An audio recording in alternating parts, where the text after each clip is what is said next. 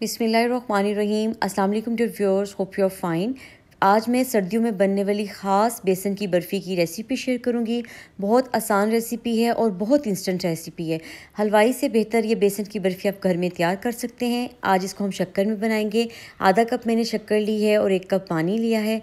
अच्छे से आपने इसको मिक्स कर लेना है, फ्लेम को ऑन करना है और तब तक पकाना है जब तक इसको एक अच्छा सा जोश आ जाए। जब शक्कर मुकम्मल तौर पे हल हो जाएगी तो आपने इसको एक दफ़ा छान लेना है। छानने से जो गन्ने के ज़रात होंगे वो इसमें से निकल जाएंगे और जब जोश आ जाएगा तो आपने इसको बिल्कुल हल्की आंच पे एक साइड पे पकने के लिए रख देना है। अब हम एक कढ़ाई में 1 कप बेसन लेंगे और छान के इसको शामिल कर लेंगे। बेसन अच्छी क्वालिटी का होना चाहिए, ये बिल्कुल भी इसमें कोई स्मेल नहीं होनी चाहिए, ये पड़ा हुआ नहीं होना चाहिए। आपने इसको ताज़ा बेसन ही लेना है और आधा कप से थोड़ा कम आप इसमें सूजी छान के शामिल कर लेंगे। सबसे पहले लो फ्लेम पे 5 से 6 मिनट हम इसको ड्राई रोस्ट करेंगे। ये ऐसा करना बेहद ज़रूरी है, इससे कुकिंग टाइम कम हो जाता है। बहुत ज़्यादा जल्दी से बेसन की भुनाई हो जाती है, सूजी की भुनाई हो जाती है और जल्दी से रेसिपी तैयार हो जाती है। जब 6 मिनट तक इसकी खुशबू आना शुरू हो गई थी, बिल्कुल जैसे भुने हुए चनों की आती है, आपने इसमें 2 से 3 खाने के चम्मच भर के देसी घी शामिल करना है या फिर बनास्पति घी, कुकिंग ऑयल शामिल नहीं करना। 2 से 3 मिनट हल्की आंच पे इसकी मुसलसल भुनाई करें तो आप देखेंगे घी पिघल जाएगा, लेकिन मुझे घी कम लग रहा था, मैंने 1 खाने का चम्मच इसमें मज़ीद घी डाल दिया है।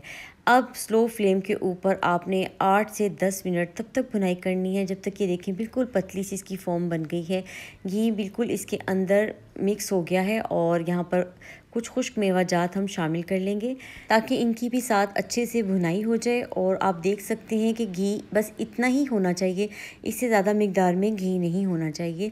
अब हम क्या करेंगे, चाश को जो हमने बनाई थी शक्कर की, अभी वो गर्म है, गरम गरम को इसमें शामिल कर देंगे। फ्लेम अभी भी स्लो है, बस जल्दी से आपने चाश को इसके अंदर मिक्स कर लेना है। सूजी और बेसन बहुत जल्दी पानी को अपने अंदर जज़्ब कर लेते हैं।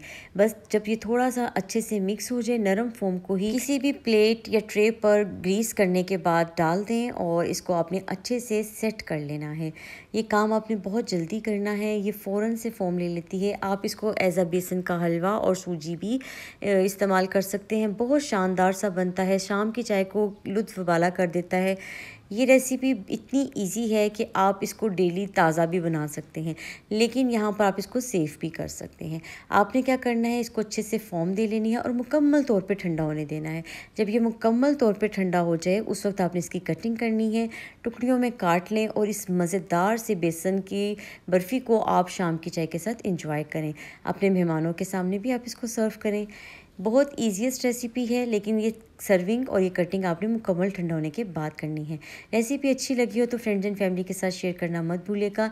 ये इंतहाई हेल्दी रेसिपी है, ये बहुत मज़ेदार बनती है। अभी गर्म था तो टुकड़ी उठाने में थोड़ी मुश्किल हो रही थी, जब ये ठंडा हो जाएगा तो ये बहुत आसानी से अलग हो जाएगा।